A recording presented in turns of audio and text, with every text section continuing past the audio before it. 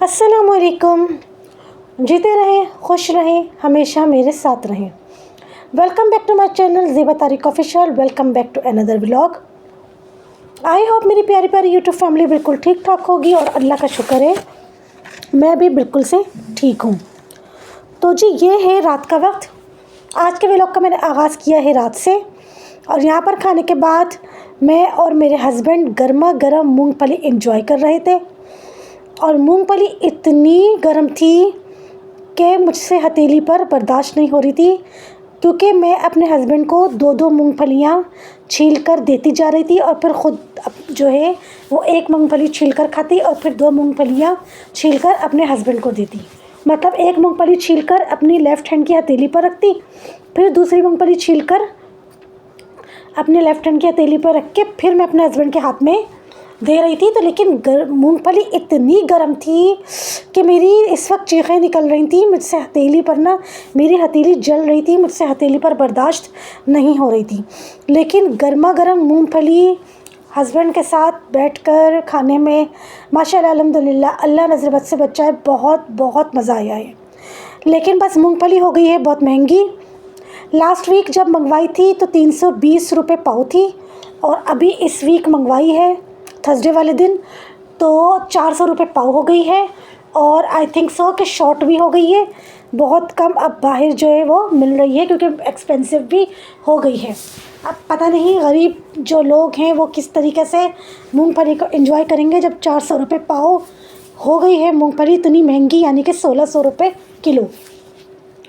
बस मेरी तो दुआ है कि अल्लाह करे मूंगफली 100 रुपये पाव हो जाए, क्योंकि मेरी one of the most favourite है, मुझे बेइंतहा पसंद है।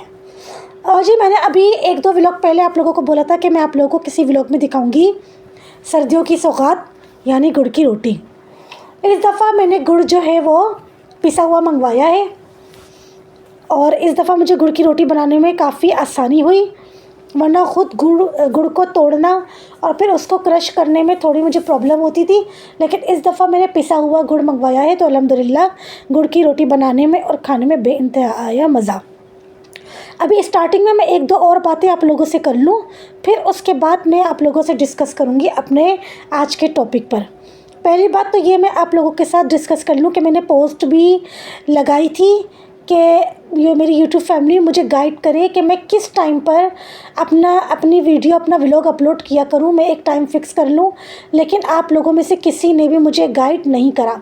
लेकिन शुक्र अल्लाह का, अल्हम्दुलिल्लाह अल्लाह पाक ने मुझे सिंसियर ट्यूटर बोलने, सिंसियर गाइडर बोलने वो अल्लाह पाक ने मुझे दे दिया है, जो कि हैं मेरे हस्बैंड। तो मेरे हस्बैंड ने ही मुझे गाइड करा है कि मैं अब जो है ना अभी 3-4 दिन तक अपना व्लॉग जो है वो रात को 10 बजे अपलोड करके देखती हूँ कि कैसा रिस्पांस रहता है।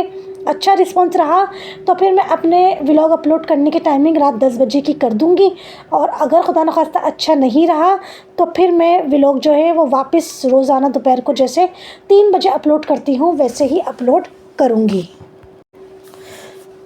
दूसरी बात ये आप लोगों के साथ डिस्कस करनी थी कि अभी 2-3 व्लॉग्स में मैंने जो भी मैं व्लॉग में आप लोगों को दिखा रही थी अपने कुकिंग, अपनी रेसिपी, और जो भी मैं उसमें अपनी रूटीन आप लोगों के साथ शेयर कर रही थी, मैं वही वर्ड टू वर्ड आप लोगों को बताती जा रही थी। लेकिन आप लोगों को उसमें इंटरेस्ट नहीं है।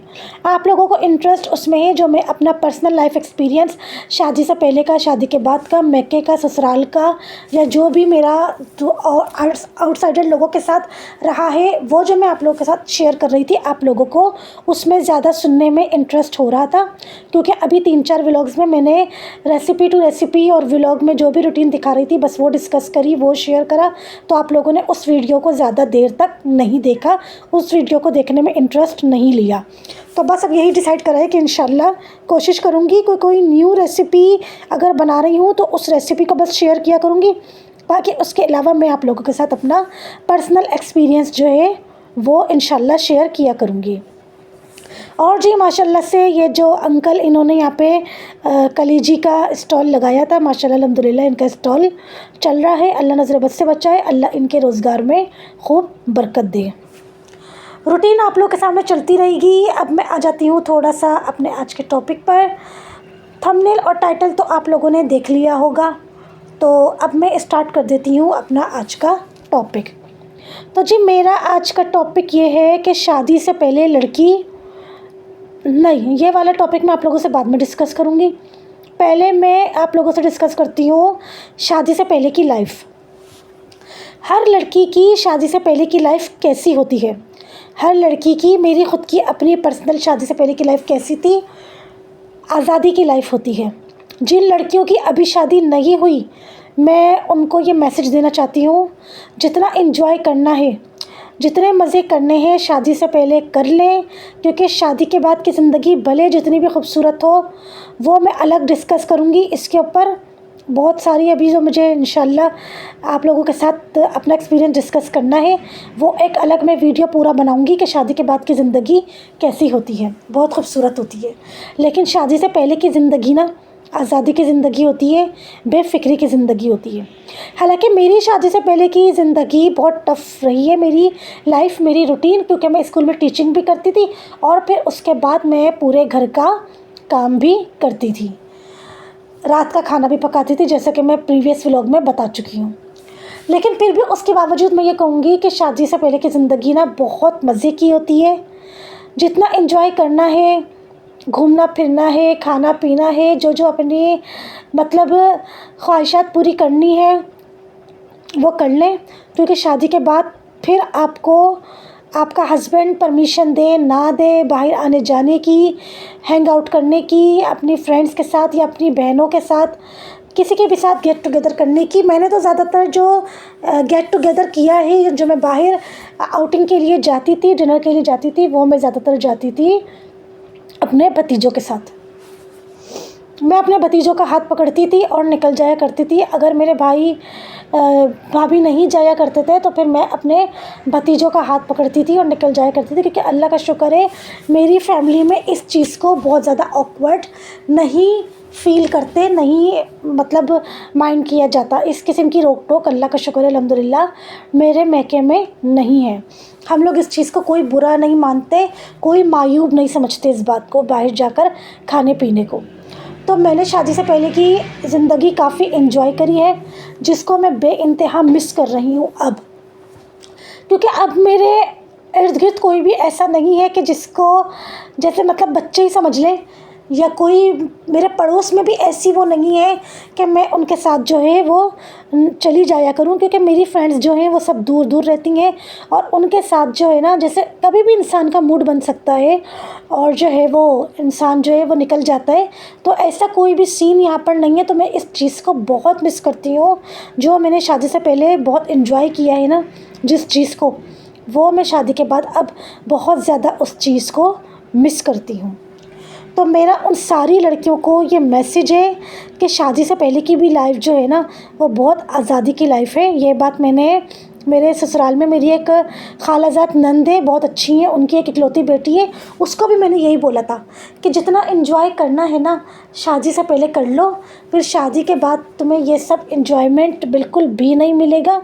शादी के बाद ना आप एक पाबंद हो जाते हैं किसी की इजाज़त के, किसी की मर्ज़ी के, किसी की पसंद नापसंद के, आप उसके दायरे में आ जाते हैं।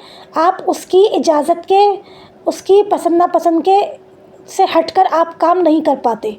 तो इसलिए शादी से पहले की लाइफ जो होती है ना, अगर आपके पेरेंट्स अच्छे हैं, आपके पेरेंट्स नहीं हैं, अगर आपके भाई भाभी अच्छे हैं, वो इस चीज़ को अगर नहीं ज़्यादा इशू बनाते और आपको इजाज़त देते हैं एंजॉय करने की, तो मैं तो यही कहूँगी कि शादी से पहले की लाइफ बहुत आज़ादी की और बेफ़िक्री की लाइफ होती है। जितना एंजॉय करना है शादी से पहले सारे एंजॉय कर लें, क्योंकि शादी के बाद फिर ज़ाहिर सी बात है हस्बैंड के पाबंद हो जाते हैं। बहुत ज़्यादातर लोगों के यहाँ ज़ाहिर सी बात है बच्चे पैदा हो जाते हैं, फिर बच्चों के पैदाइश के बाद भी लड़कियां जो हैं वो ये सब कुछ नहीं कर पाती हैं। तो इसलिए शादी से पहले की लाइफ जो है ना वो बहुत आज़ादी की और बेफ़िक्री की और बहुत मज़े की लाइफ है। मैंने बहुत एंजॉय करी है अपनी बहनों के साथ भी, अपने भाइयों और अपनी भाभियों के साथ भी, और सबसे बढ़कर अपने भतीजे भतीजियों के साथ, भांजे भांजियों के साथ, सबके साथ मैंने लाइफ को बहुत एंजॉय करा है।